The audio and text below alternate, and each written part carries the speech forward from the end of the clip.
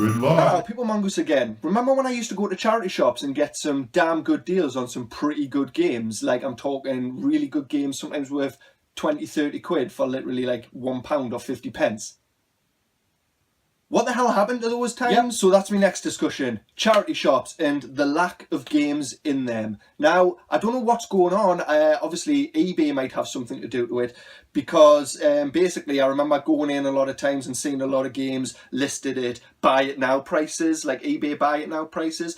Which, for a start, you know, I want to get onto charity shops for this, which is just totally ridiculous. I mean, what you've got to think, I mean, charity shops are selling donations, so one thing, they don't have to pay for that stock. Secondly, you know, they've got kind of overheads, I suppose, with that you know, with that shop and, you know, utility bills and such like. But as far as staff goes, I've been led to believe that there's only like one you know, paid member of staff, which is usually a manager or assistant manager, you know, on site at any given time. So the other 3 or 4 are just going to be, you know, like volunteers. So they're not paying out wages and they're not paying for stock. So to me, charity shops were always a great way, you know, because they didn't always used to overprice everything, especially before, you know, eBay became so prevalent and smartphones where you can check them in a second. And basically, you know, you could everybody got a deal, you know, that the people who donated got the stuff they didn't want out of the house, you know, the charity made a little bit of money,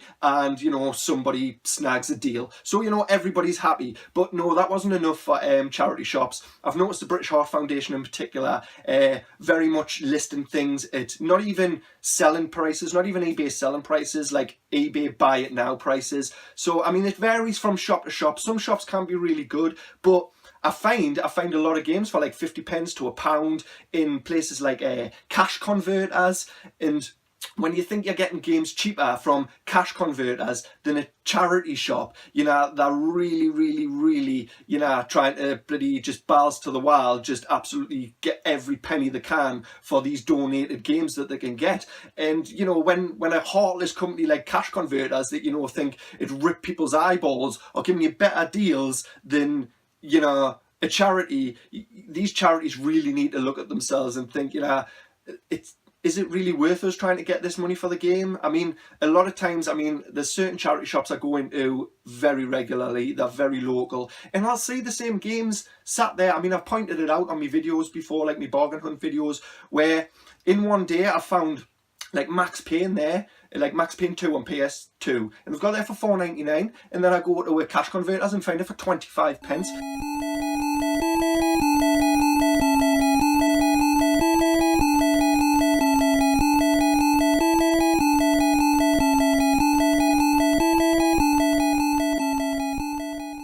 I mean, that's a hell of a markup, that, like, it's just totally unacceptable. And like I say, I mean, these are charities that, you know, they're not paying for that, they're not paying for their inventory. This inventory is just given to them. It's not like they've bought the stock like what Cash Converters do, or CEX, or, you know, Game, or any other these game retailers do. So to me, it just makes no sense, and they just seem to be money grabbing, which I really don't like. Like I say, the charity shop used to be, you know, you can go out, everybody wins, they get rid of crap, the donator gets rid of crap, the charity makes some money, and the buyer gets a nice deal, you know. And I mean, I do find deals. It was a couple of weeks ago now, it was probably about a month ago now, I found Marvel vs. Capcom 2 on PlayStation 2 for £1.99. So, you know, obviously this charity shop weren't ripping their eyeballs out, but I mean, they're so few and far between, like these great, you know, friggin' bargains that I'm getting. I mean, you think, oh, PS2 games, blah, blah, blah, you know, you find them everywhere, but I found Shadow of the Colossus for like £1.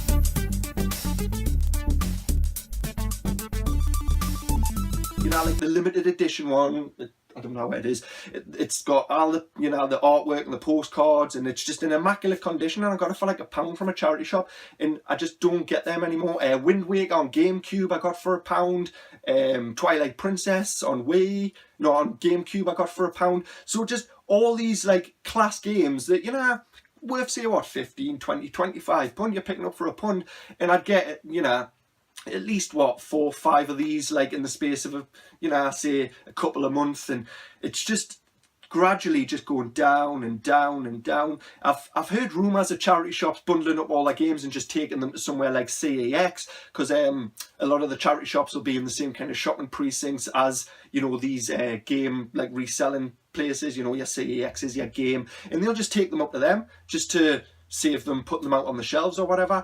And, you know, to me that's just really, really sad. I mean, I used to find the odd Mega Drive game and that, but I used to find loads of PS1 games, like great PS1 games, and now they're getting like hen's teeth new PS1 games in charity shops. It's just becoming really, really hard. And when you do find things that really marked up in a really, really like bad way, like you can tell they've basically gone on eBay, seen a buy it now price, and just thought that's how much that game's worth. And yeah, that's not how it works. Do you know what I mean? I didn't mind them charging buy it. Well, I do actually, because they still shouldn't be charging buy it now prices, because like I say, they don't pay for that inventory or that staff. So yeah, it's an absolute sham, and I just wanted to get that out there as another discussion. Like, what the hell's the crack with charity shops at the minute, and just them being so money grabbing and greedy? You know, they're meant to be just making as much, you know, as little or as much as they can for a charity, not ripping off customers' eyeballs and charging retail. It's totally ridiculous, and I just don't understand. Right, so that's pretty much it. I mean, what's your thoughts on charity shops? Have you had any good finds recently? Do you still find good stuff, or have you found that it's dried out? Or, you know, are you hearing about charity shops selling their games elsewhere? Just let us know, you know, what have you found looking in charity shops in your local area? Is it good? Is it bad? Just let us know in the comments. And like I say, it's a topic for all to discuss and converse over. And yeah, that's pretty much it. I just want to thank you all for watching, and hopefully I'll catch you next time. Bye.